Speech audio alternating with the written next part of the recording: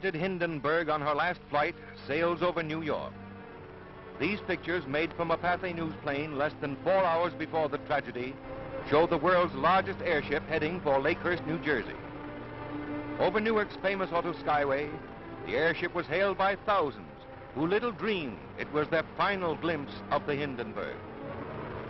Inside the silver envelope are 16 separate gas bags, each filled with hydrogen, a highly inflammable gas.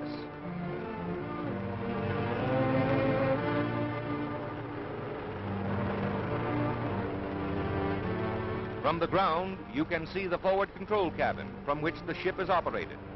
The windows along the side indicate the location of the passengers' quarters, in which many were carried to a flaming death. Approaching Lakehurst, the Hindenburg appeared a conquering giant of the skies, but she proved a puny plaything in the mighty grip of fate. It almost seemed as if fate had set the stage for the horrible tragedy. A graceful craft sailing serenely to her doom. For 3 hours, the dirigible circled the landing field at Lakehurst, New Jersey, dumping more water ballast than ever before in vain efforts to level off.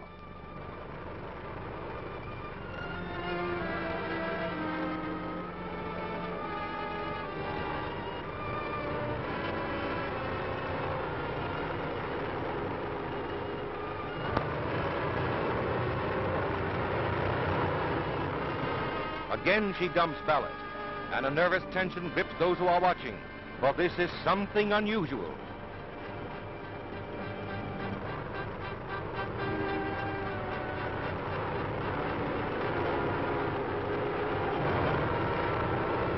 There goes more ballast, but the tail is settling in spite of all that has been dumped. A grim note of impending tragedy.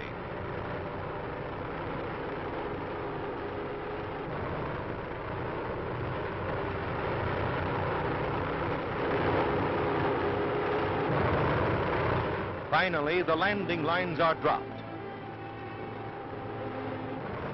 These scenes were filmed by Pathé News cameraman William Deek, and you are about to see the pictures he got when the ship exploded.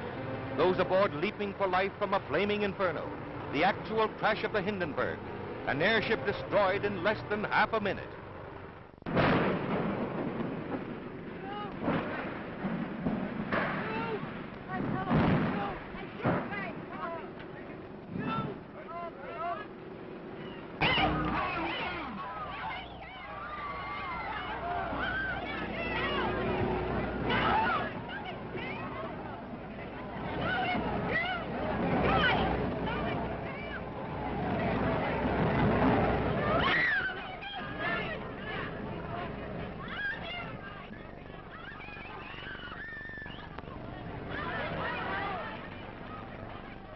Rushing to the rescue, the heroes of the tragedy dash in, heedless of danger, to help the injured to safety, while others, beyond help, perish in the flames.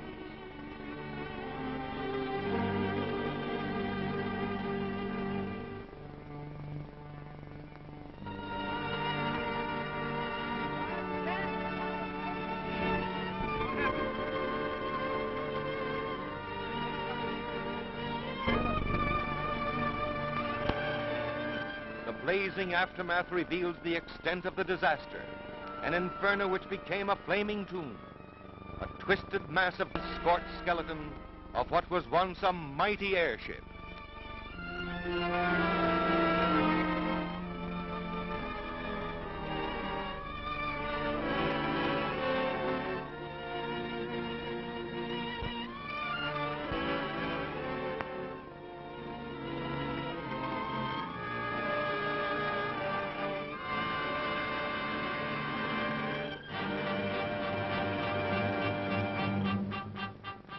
The Hindenburg has gone. She represented man's latest attempt to conquer the Atlantic by air. Her tragedy will not halt the march of progress. From her ashes will arise the knowledge, from her fate the lesson that will lead to a greater and a better means of mastering the air. If so, her dead will not have died in vain.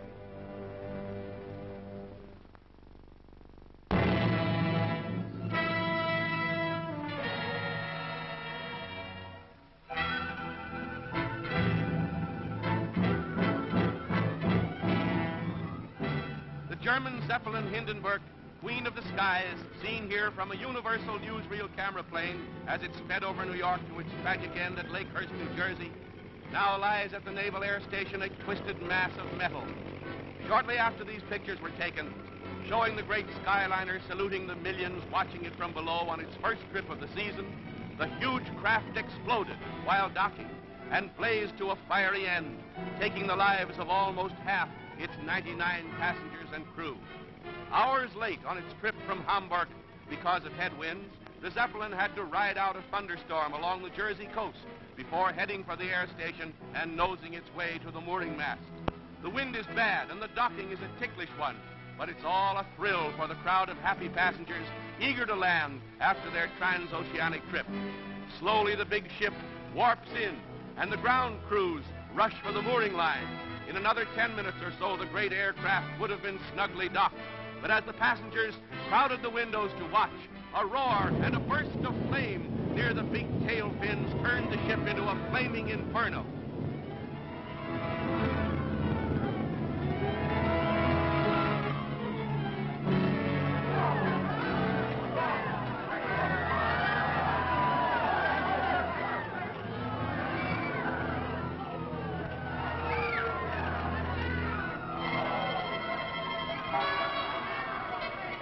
Passengers and crew, the fortunate among them, fell or jumped and were dragged to safety before the fiery furnace took their lives.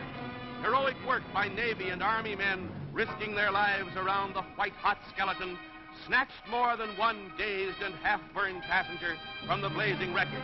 But for the most of those trapped in the incandescent tangle, there was no hope. It's the greatest of miracles that anyone came out of the disaster alive.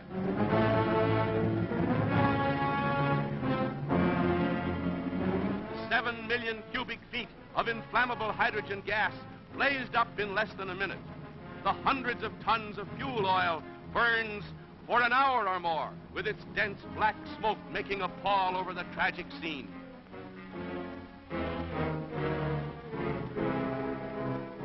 In all the history of air disasters, this is the worst, the most terrible. Hailed as the luxury liner of the air, the Hindenburg's horrible end has shocked the entire world. The pride of the skies reaches its journey's end.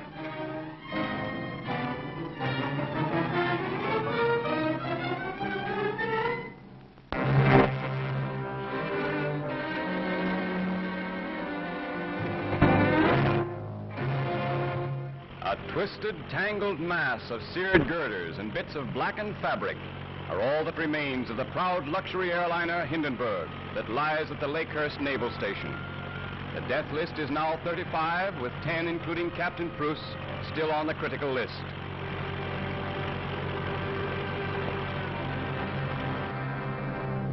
With the next morning's first light, a naval inspection board headed by Captain Haynes inspects the wreckage, as others search the still smoking ruins for a possible clue that might yield a key to the mysterious disaster.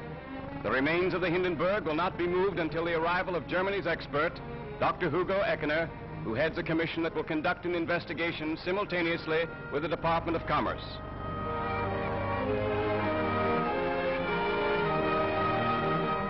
German Ambassador Hans Luther was the first Reich observer to arrive, visiting the injured at the hospital in nearby Lakewood, but refusing to comment on anything connected with the disaster. As soon as is possible, the injured who can be moved are carried to ambulances for transfer to New York, 60 miles away, so as to receive everything that medical science can offer. Swathed in bandages, they may be more than thankful for their miraculous escape from the blazing inferno of the Hindenburg. Members of the crew not seriously injured were housed in the officers' mess at the naval station. 13-year-old Werner Franz, a cabin boy, is the youngest survivor who will appear before the Department of Commerce Investigation Board that calls Commander Rosendahl, head of the naval station, as first witness. But experts believe the exact cause of the greatest of air disasters will never be known. Over the Hindenburg will loom a question mark that can never be forgotten.